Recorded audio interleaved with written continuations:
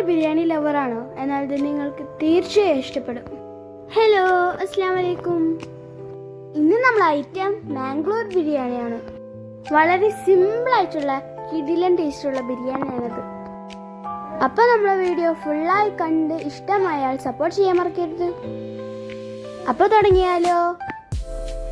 അപ്പോൾ അതിനായി ആദ്യം തന്നെ ഒരു പാൻ എടുത്ത് മല്ലി, നല്ല ജീരകം, പട്ട, തക്കോലം, ഗ്രാമ്പു, ഏലക്കായ ഇവയെല്ലാം ഇട്ട് നന്നായി വറുത്തെടുക്കുക.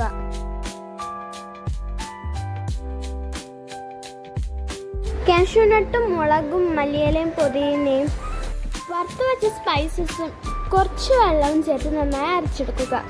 കഴുകി വെച്ച ചിക്കനിലേക്ക് അരച്ച മസാല, ഉപ്പ്, തൈര് ചേർത്ത് നന്നായി മാരിനേറ്റ് ചെയ്തെടുക്കുക.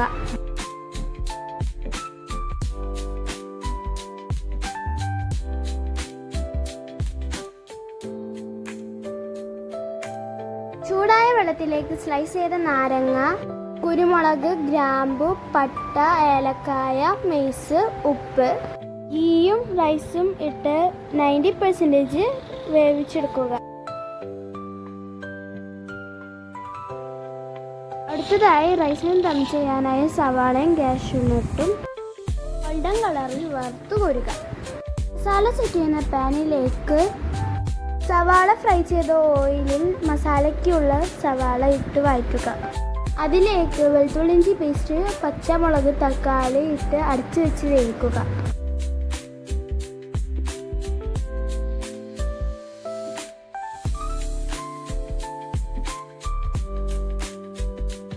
രണ്ട് മിനിറ്റിന് ശേഷം ഉപ്പ്, മഞ്ഞൾപ്പൊടി, മാരിനേറ്റ് ചെയ്ത ചിക്കൻ ചേർത്ത് നന്നായി സോട്ട് ചെയ്തെടുക്കുക. 15 മിനിറ്റ് ഹൈ ഫ്ലെയിമിൽ വേവിക്കുക. 10 മിനിറ്റ് ലോ ഫ്ലെയിമിലും വേവിക്കുക.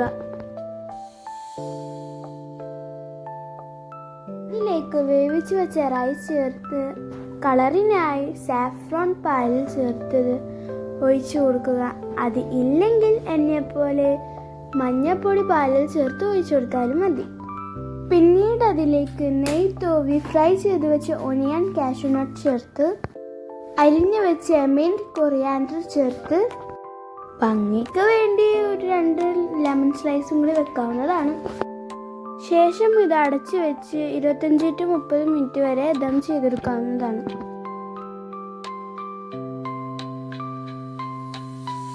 അപ്പം നമ്മൾ മാംഗ്ലൂർ ബിരിയാണി ഇവിടെ റെഡി ആയിട്ടുണ്ട്. വളരെയധികം ടേസ്റ്റി ആയിട്ടുള്ള ഒരു ബിരിയാണിയാണിത്. അതുകൊണ്ട് ഇത് എല്ലാവരും മസ്റ്റായിട്ട് ട്രൈ ചെയ്ത് നോക്കേണ്ടതാണ്. അപ്പോൾ ഇത്രയേ ഉള്ളൂ. Tata, bye, see U.